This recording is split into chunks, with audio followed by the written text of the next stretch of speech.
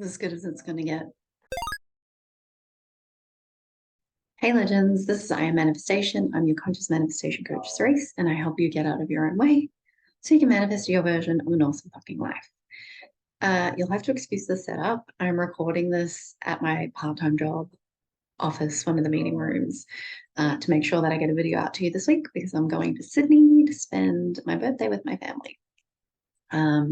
So anyway, in today's video, I want to go through the function of your feelings when it's your thoughts and your subconscious beliefs that manifest.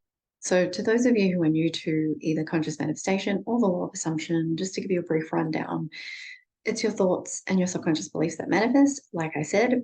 And this for me was something that was really quite a relief when it came to finally understanding conscious manifestation.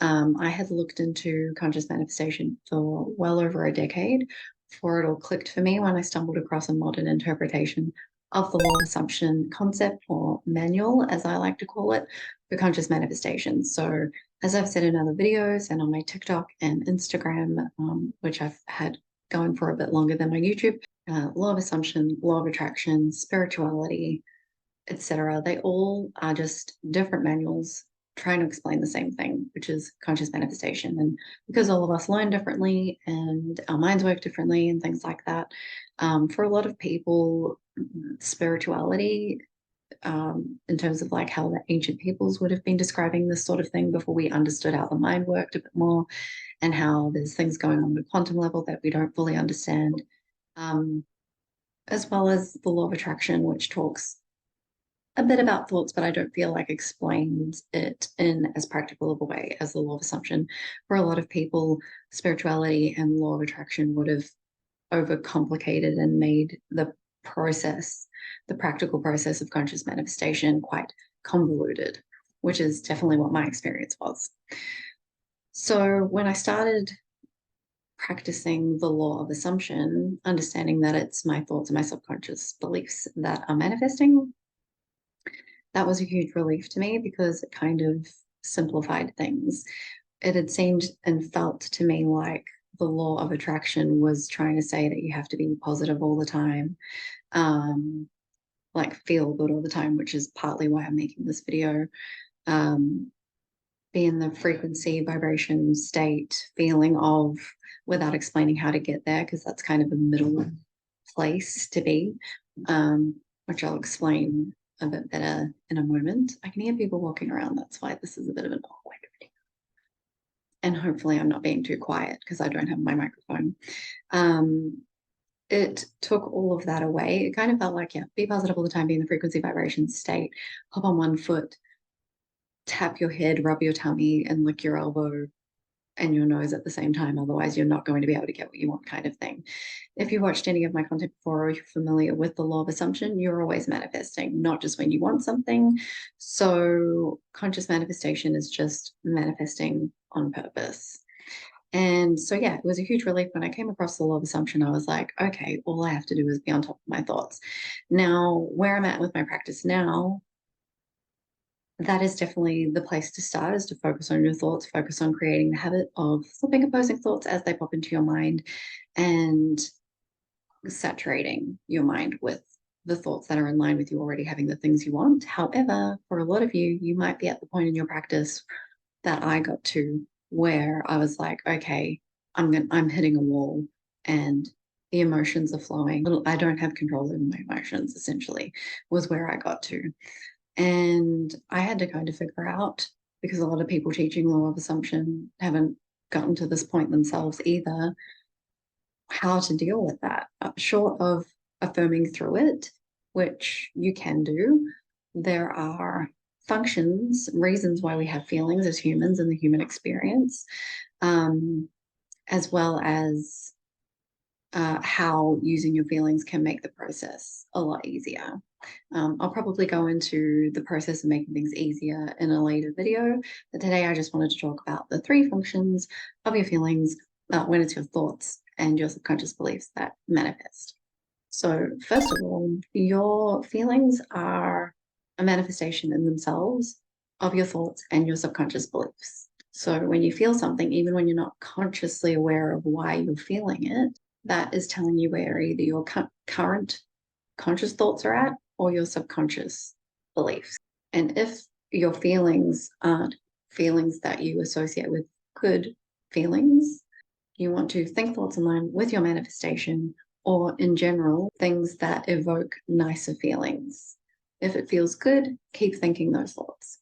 Second function of your feelings, they are your body releasing the old story. So this might be something that some of you have heard before, but emotion equals energy in motion.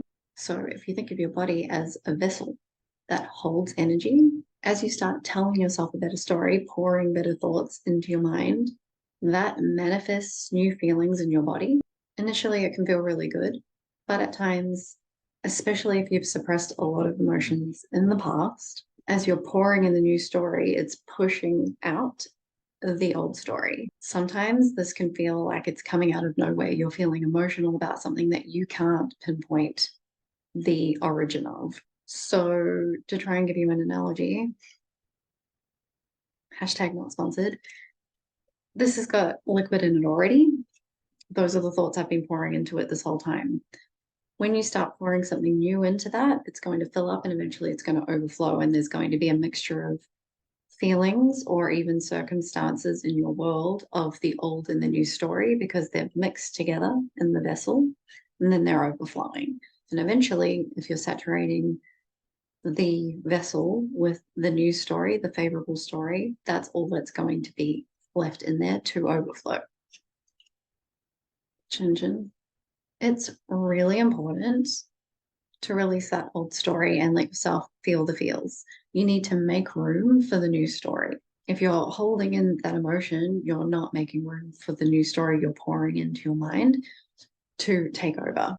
Function 3, I can count. Your mind is trying to send signals to your body to steer you in the direction of your manifestation or away from what is not in line with your manifestation. So as long as you're thinking in line with the end goal being favorable, you can trust that your feelings are steering you in the right direction, or that if you're feeling shitty about something, it's because you're not meant to be doing what you're doing or around the situation or people that you're around.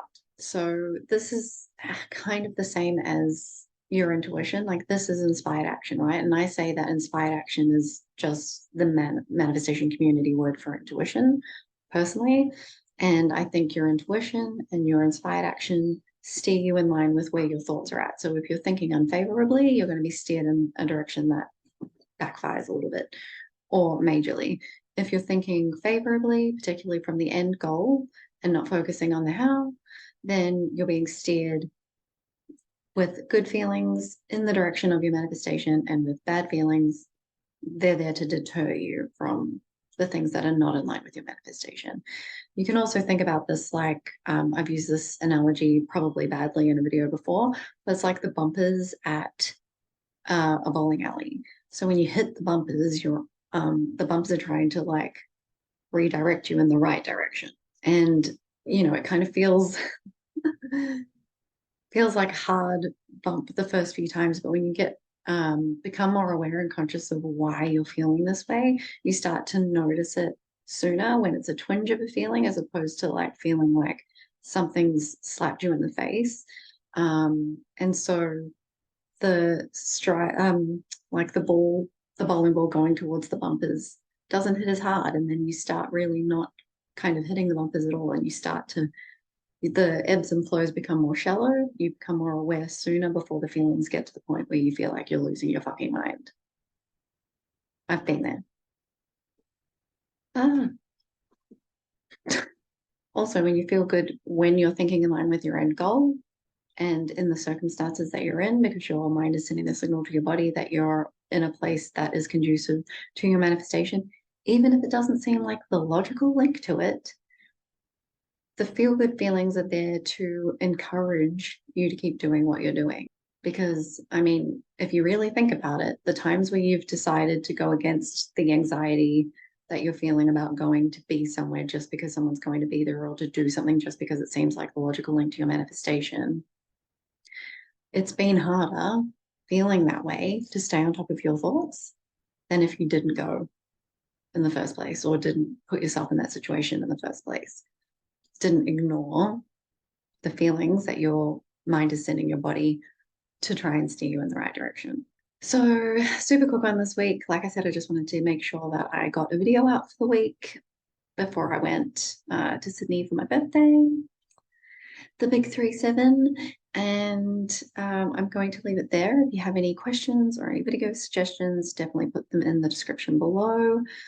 If any of this resonates, let me know. If you can see, like if I've said something that's like a light bulb moment to you, and you can see how you've not listened to your feelings and how it's backfired in the past, or if you're at that point where like you felt really good when you first started staying on top of your thoughts after learning about the law of assumption, and then you've like hit a wall and you're really emotional and you don't know like when or what's going to be what's going to set it off, let me know. It's normal. I've been there. Don't forget to sign up for the Solid Self Concept course waitlist, linked down there as well, because only the people on the waitlist will get the opportunity to have 50% off on release. You'll receive a 50% off discount code on release. If you're not on the waitlist, you don't get that. You may be thinking that you don't want to bother with self-concept at the moment, and that's fine, but at least give yourself the opportunity to have the 50% off, because you might be ready by the time it comes out. It's no obligation to buy, so you've literally got nothing to lose. Also, if you want to get coaching with me, you can find all the information that you need in the description below. You're a fucking legend, don't you ever forget it. And until next time, have a good one.